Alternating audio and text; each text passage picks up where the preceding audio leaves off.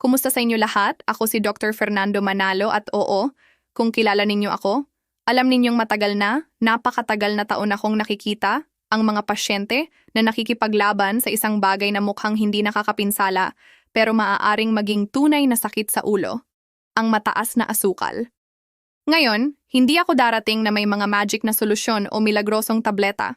Narito ako upang ibahagi sa inyo ang isang bagay na mas makapangyarihan. 5 simpleng pagbabago, halos walang halaga sa kanilang sarili, pero kapag pinagsama, maaaring baguhin ang inyong kalusugan, lalo na kung kayo ay nasa gintong yugto na ng buhay.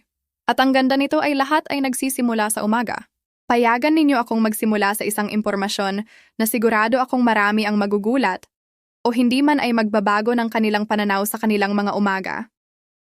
Alam ba ninyo na ang katawan ng isang nakatatanda ay maaaring magising na may asukal na nasa langit? Kahit walang tinikman na kahit 1 gramo ng asukal buong gabi? Ganyan talaga. Hindi ito biro. At narito ang punto.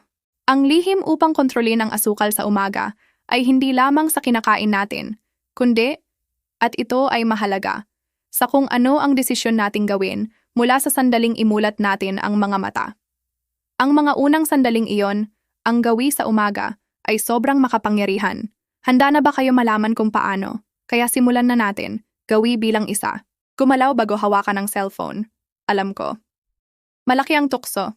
Nandoon ang cellphone sa tabi ng kama, naghihintay ng mga abiso, mga mensahe, mga balita. Pero hayaan ninyong sabihin ko sa inyo. Ang unang 10 minuto ng inyong araw ay hindi lamang 10 minuto. Ito ang gabay na magdidirekta sa natitirang oras. Kung sa paggising ang unang instinto ninyo ay umupo sa kama, iunat ang braso at sumubsob sa screen, alam ba ninyo kung ano ang sinasabi ninyo sa inyong katawan? Patuloy sa mode na pahinga. Walang pagmamadali.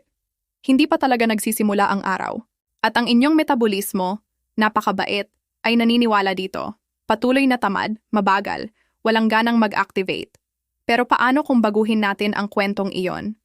Ano ang mangyayari kung sa halip niyan, kapag tumunog ang alarm, o kahit medyo mas maaga, kung kayo ay sa mga gumigising sa sikat ng araw, kayo ay magdesisyon na tumayo? Hindi kailangang magmarathon ni hindi man lang isang komplikadong yoga routine. Sapat na ang maglakad sa loob ng bahay. 20 hakbang. Napakaganda. Ilang ikot sa pasilyo. Kamangha-mangha. Marahil pumunta sa bintana at iunat ng mahina habang tinitingnan ang pagsikat ng araw. Perpekto. Ang mahalaga ay ang paggalaw, kahit gaano ito kaliit. Kapag tumayo kayo at nagsimulang gumalaw, kahit bahagya lamang, ang inyong katawan ay nakakatanggap ng malinaw at tiyak na senyales. Nagsimula na ang araw, oras na para mag-activate. At ano ang nangyayari noon? Ang inyong puso ay nagsisimulang tumibok ng medyo mas mabilis. Ang inyong mga kalamnan, na nakaka-relax buong gabi, ay humihingi ng oxygen. At ang pinakamahalaga para sa ating paksa ngayon, ang inyong insulin ay nagsisimula ring gumalaw. Napapabuti ang sensitivity sa insulin. Ito ay parang banayad na sipa sa makina ng inyong metabolismo upang magsimulang gumana ng mas mahusay. Hindi ito tungkol sa pagiging Olympic athlete o pagpapawis ng damit bago ang almusal. Ito ay tungkol sa pagputol ng siklo ng sedentary lifestyle sa umaga, hindi direktang mula sa kama patungo sa sofa o mula sa kama patungo sa upuan sa kusina. Ang mga maliliit na sandaling iyon ng pisikal na aktibidad sa umaga, kahit hindi matindi, ay sobrang kapaki-pakinabang, hindi lamang para sa inyong metabolismo at asukal, kundi pati na rin sa inyong pangkalahatang kalusugan ng puso at daluyan ng dugo. Ang susi dito ay hindi ang intensidad, kundi ang dalas at katatagan. Gawin ito araw-araw ang tunay na nagdudulot ng pagkakaiba. Ito ay isang malinaw na mensahe sa inyong katawan. Halika, atin ang araw. Gawi bilang 2, uminom ng tubig. Pero may layunin, ang paghihydrate ay isa sa mga bagay na madalas nating minamaliit, di ba? Lalo na sa paggising. Pagkatapos ng maraming oras ng tulog, ang ating katawan ay nauuhaw, minsan nang hindi natin namamalayan. Isang magandang baso ng tubig kapag tumayo ay parang isang sariwang yakap sa bawat selula ninyo. Nakakatulong itong muling magbigay ng tubig sa katawan pagkatapos ng mahabang gabi na walang likido at, napakahalaga, pinapaboran ang gawain ng bato. Ang inyong mga bato ay nagtatrabaho ng husto upang i-filter at linisin at ang tubig ang kanilang pinakamahusay na kaalyado. Pero narito ang kawili-wiling bahagi. Hindi anumang tubig at hindi lamang para sa pag-hydrate. Kung hinihiling ninyo sa inyong katawan na gumana ng optimal upang ibaba ang asukal, bakit hindi bigyan ito ng kaunting dagdag na tulong? Isipin ang tubig bilang sasakyan. Maaari nating lagyan ito ng tubig lamang na mahusay na o maaari nating idagdag ang ilang VIP na pasahero na magpapalakas ng epekto nito. Ang aking rekomendasyon, isang baso ng tubig na may hiwa ng sariwang dayap. Simple, di ba? Ang dayap, bukod sa pagbibigay ng sariwang lasa, ay nakakatulong na gawing alkaline ang katawan at maaring mapabuti ang digestion. O kung mas gusto ninyo ang ibang option, isang kurot ng baking soda sa basong iyon ng tubig. Ito ay maaaring makatulong sa pagbalanse ng internal pH. Isang bagay na marami sa aking mga pasyente ay nakikita na kapaki-pakinabang upang makaramdam ng mas magaan at may mas maayos na digestion. Ngayon, maging tapat tayo, ito ay hindi isang milagrosong gamot na gagalingin ang diabetes sa magdamag. Hindi ito, pero ito ay isang gawi na dahil sa pagiging simple, ay madalas nakakalimutan ng marami at na, maniwala kayo, ay maaaring magdulot ng banayad pero makabuluhang pagkakaiba sa kung paano pinoproseso ng inyong katawan ang asukal at sa kung paano kayo nakakaramdam buong araw. Ang dehydration, na nakakagulat na, karaniwan sa mga nakatatanda, ay maaaring magpalala sa konsentrasyon ng asukal sa dugo. Kaya sa pag-hydrate ng may layunin, hindi lamang ninyo tinatapunan ang uhaw, aktibo ninyong sinusuportahan ang inyong metabolismo. Ito ay isang malit na kilos na nagsasabi ng marami tungkol sa pag-aalaga sa sarili. Gawi bilang 3, isang balanseng almusal na mababa sa simpleng asukal. Dito marami sa atin ay natitisod, o mali ba ako, ang almusal, ang banal na pagkain na minsan ay nagiging minahan ng asukal at pinong karbohidrato. Pero hindi ito tungkol sa pagkain ng mas kaunti para sa wala.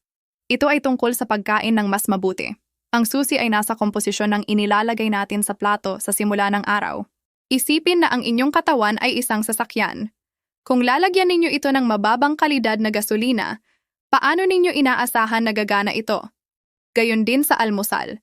Isang almusal na puno ng simpleng asukal tulad ng matatamis na cereal, puting tinapay na may jam o pang-industriya na panaderya, ay parang paglalagay ng napakasamang gasolina. Magdudulot ito ng mabilis na pagtaas ng asukal at pagkatapos ay biglang pagbagsak na mag-iiwan sa inyo ng gutom, iritable at ang mas masahol pa na may diskontroladong asukal mula pa sa unang oras. Sa halip, kung pipili tayo ng almusal na mayaman sa fiber, protina at malusog na taba at mababa sa pinong karbohidrato, binibigyan natin ang ating katawan ng premium na gasolina na kailangan nito. Ang fiber, halimbawa, ay nagpapabagal sa pagsipsip ng asukal, na iniiwasan ang mga hindi gustong pagtaas ng asukal. Ang protina ay nagpapanatili sa atin na busog ng mas matagal at nakakatulong na stabilize ang asukal. At ang malusog na taba, malayo sa pagiging kaaway, ay mahalaga para sa enerhiya at gawain ng selula. Anong uri ng pagkain ang kasama dito? Isipin ang mga itlog sa anumang paraan ng pagluluto, scrambled, boiled, omelette. Ito ay isang kahanga-hangang pinagmumulan ng protina. Ang abukado na may malusog na taba at fiber. Ang mga mani sa maliliit na bahagi ay perpekto upang magdagdag ng texture at nutrients. Isang natural na yogurt na walang asukal, marahil na may ilang sariwang berry, ay isa pang mahusay na option. At huwag kalimutan ang mga gulay. Oo, gulay sa almusal. Isang omelette na may spinach, mushroom o bell pepper, halimbawa. Hindi ito tungkol sa paggawa ng almusal na gulay lamang, kundi sa pag-ekwilibryo. Isang hard-boiled egg, isang kutsara ng abukado, at isang maliit na gulay na tortilla ay maaaring sapat upang simulan ang araw na busog at ang pinakamahalaga, walang mga kinatatakutang pagtaas ng asukal. Iba pang mga halimbawa ay maaaring lutong oats na may dakot ng nuts at buto o isang berdeng smoothie na may spinach, protein powder at kaunting mababang asukal na prutas. Ang susi ay ang matalinong kombinasyon ng nutrients na nagtutulungan upang panatilihing stable ang inyong asukal at pare-pareho ang inyong enerhiya. Ang gawing ito ay hindi lamang nakaaapekto sa inyong asukal sa umaga, kundi naglalagay ng pundasyon para sa mas mapamahalaang kontrol ng asukal buong araw. Gawi bilang 4, pagkakalantad sa natural na liwanag at pamamahala ng stress. Ang gawing ito ay isa sa aking mga paborito dahil direktang nauugnay ito sa ating kabuuang kagalingan. Minsan iniisip natin na ang stress ay puro sensasyon sa isip lamang, pero ang totoo ay may malaking pisikal na epekto ito sa ating katawan at sa ating antas ng asukal. Isipin na bagong gising tayo, Kung mananatili tayo sa dilim sa isang artipisyal na ilaw na kapaligiran, ang ating katawan ay hindi nakakatanggap ng malinaw na senyales na araw na. Ito ay nakakalito sa ating circadian rhythm, ang internal na orasa na nagre-regulate ng maraming gawain ng katawan, kabilang ang metabolismo ng asukal. Kaya, paano kung pagkatapos ng maliit na paggalaw sa umaga ay sumilip tayo sa bintana o mas mabuti pa ay lumabas saglit sa hardin, sa balkonahe o maglakad ng maliit sa paligid ng barangay? Ang pagtanggap ng direktang sikat ng araw sa mga mata, kahit ilang minuto lamang, ay parang pag-reset ng ating sistema. Nakakatulong itong i-regulate ang circadian rhythm, pinapabuti ang ating mood. Sino ba ang hindi nakakaramdam ng mas mabuti sa kaunting araw at krusyal na nakakatulong na bawasan ang antas ng cortisol? Cortisol, oo, ang sikat na hormone ng stress. Kapag chronically stressed tayo, ang ating katawan ay naglalabas ng mas maraming cortisol at ang hormone na ito ay may direktang epekto. Pinataas nito ang asukal sa dugo. Ito ay parang ang katawan ay naghahanda para sa patuloy na laban o pagtakas. Naglalabas ng enerhiya sa anyo ng asukal, kahit walang tunay na panganib. Kaya ang pamamahala ng stress mula sa umaga ay isang hindi kapani-paniwalang mahalagang tool para sa metabolic control. Hindi kailangang isang oras na meditation session, kahit maaari ninyo, sige lang. Maaaring isang bagay na simple tulad ng 15 minuto ng malalim at may kamalayan na paghinga. Huminga ng dahan-dahan sa ilong. Damhin kung paano lumalawak ang inyong tiyan, pigilin sandali at huminga ng dahan-dahan sa bibig. Ulitin ito ng ilang beses o simpleng gamitin ang 15 minutong iyon upang tingnan ang langit, pakinggan ang mga ibon, damhin ang sariwang hangin. Ang mga maliliit na pahinga ng katahimikan, ng koneksyon sa kalikasan at sa inyong sariling paghinga ay sobrang makapangyarihan.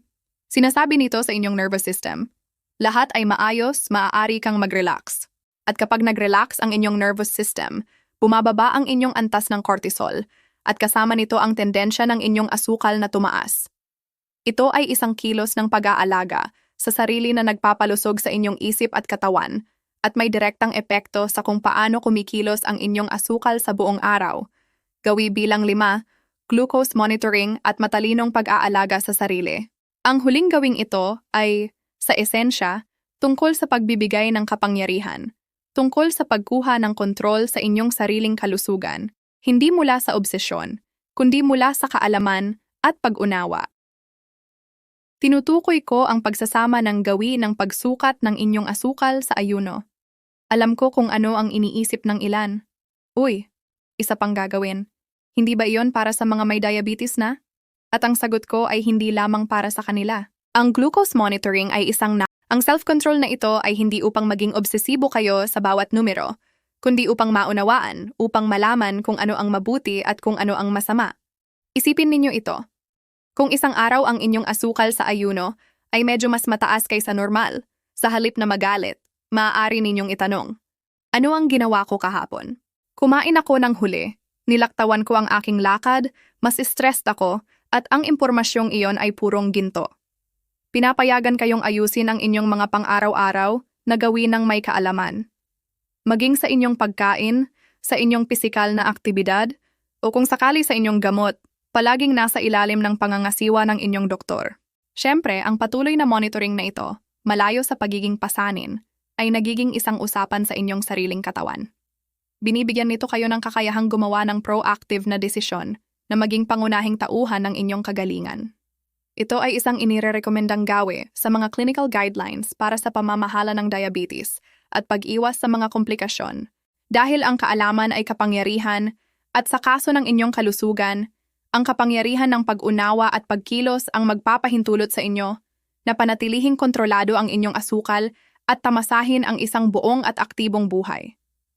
Ito ay isang malalim na kilos ng pag-aalaga sa sarili, isang investment sa inyong kinabukasan.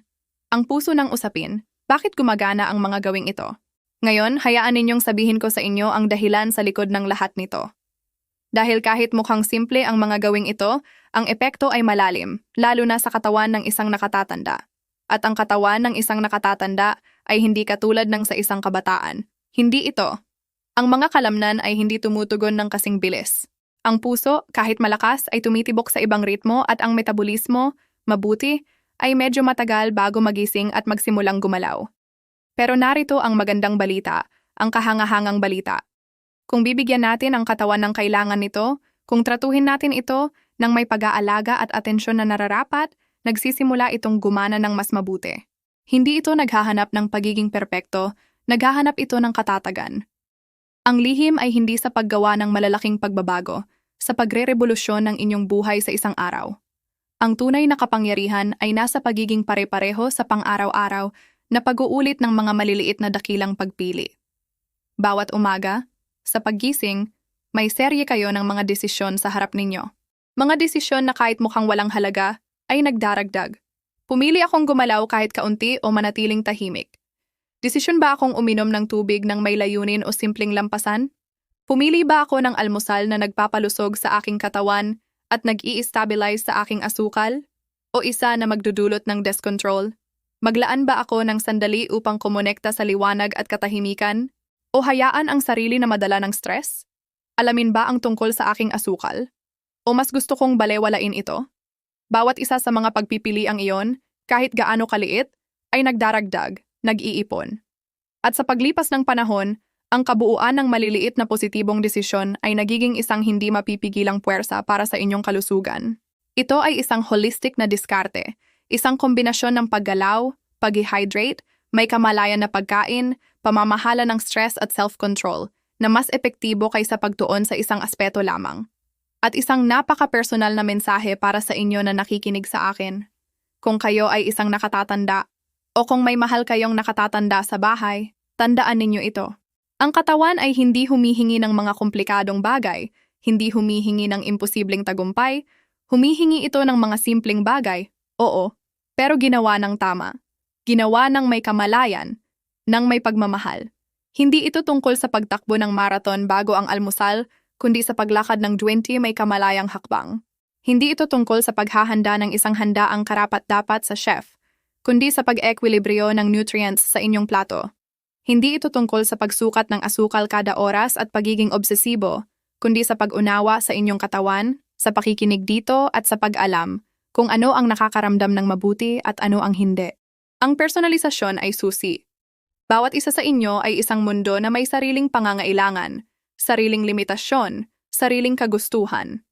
Ang mga gawing ito ay dapat iakma sa inyong realidad, sa inyong pisikal na kondisyon, sa anumang ibang sakit na maaari ninyong taglayin, at syempre, palaging nasa ilalim ng pangangasiwa ng inyong profesional sa kalusugan. Kaya ang aking imbitasyon para ngayon ay ito. Pumili kayo ng isa sa mga umagang ito, marahil bukas mismo, at subukan ang isa sa mga gawing ito. Damhin ang pagkakaiba at pagkatapos ay idagdag ang isa pa. Ang katatagan at adaptasyon ang inyong pinakamahusay na kaalyado. Makikita ninyo kung paano unti-unti kayong pasasalamatan ng inyong katawan at ang inyong asukal ay magsisimulang kumilos ng mas mabuti. Ang inyong kalusugan ay nasa inyong mga kamay, isang pagsikat ng araw sa bawat pagkakataon. Kaya tara na,